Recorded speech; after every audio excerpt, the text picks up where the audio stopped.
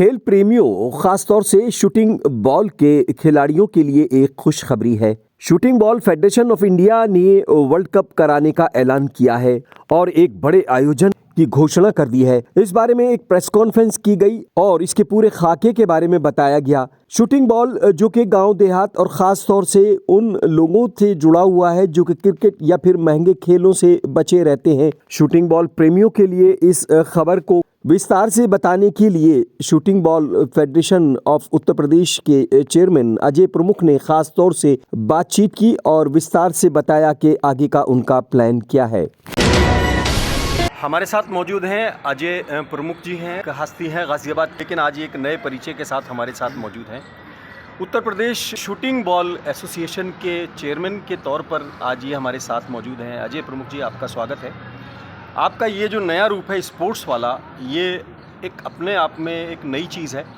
क्या कुछ लेकर आ रहे हैं ख़ास तौर से उस खेल के लिए जो बिल्कुल गांव देहात में कहीं ना कहीं आइसोलेट होकर रह गया है क्रिकेट के सामने ख़ास तौर से?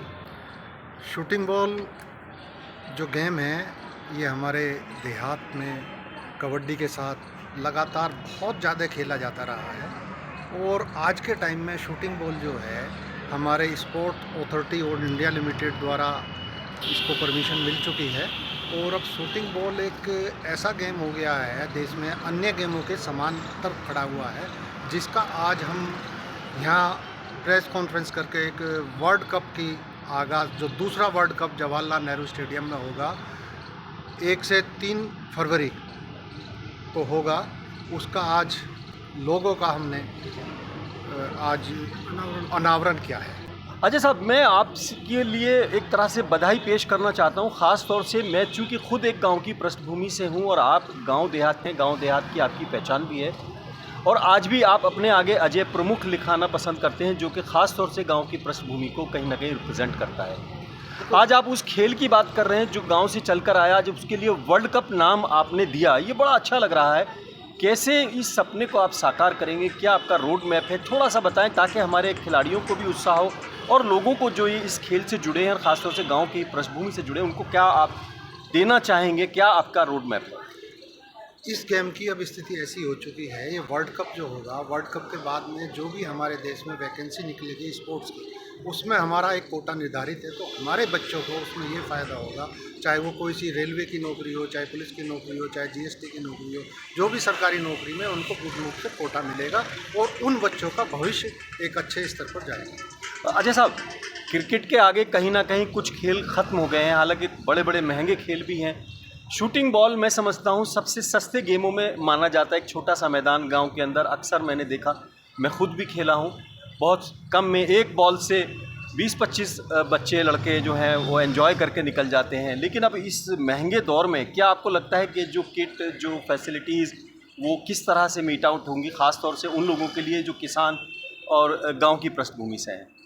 अब तो इसमें सरकार का भी सहयोग है, इसके अलावा हम आपस में भी कंट्रीब्यूशन करके अपने खिलाड़ियों को आगे बढ़ाने की कोशिश करते रहते हैं।